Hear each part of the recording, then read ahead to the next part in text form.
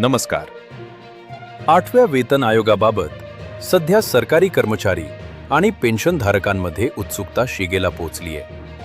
आयोग लागू झाल्यानंतर तुमचा पगार नक्की किती वाढणार आणि फिटमेंट फॅक्टरचे नवीन गणित काय असेल, याबद्दलची सर्वात मोठी अपडेट आज आपण पाहणार आहोत. सध्या कर्मचारी संघटनांकडून नवीन वेतन आयोग तातडीने लागू करण्याची मागणी केली जाते. 7व्या वेतन आयोगात केंद्रीय कर्मचाऱ्यांचा फिटमेंट फॅक्टर 2.57 होता.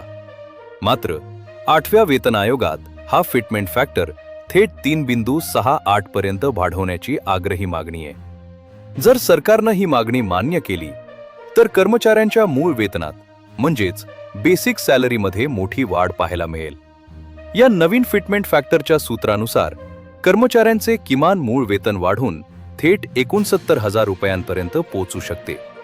यासोबतच 1 जानेवारी 2026 पासून हा आयोग लागू करण्याचा प्रस्ताव असल्यानं अंतिम मंजुरीला काही काळ लागला तरी कर्मचाऱ्यांना आणि पेन्शनधारकांना या तारखेपासूनची संपूर्ण थकबाकी म्हणजेच अरियर्स दिले जातील अशी माहिती समोर येत आहे.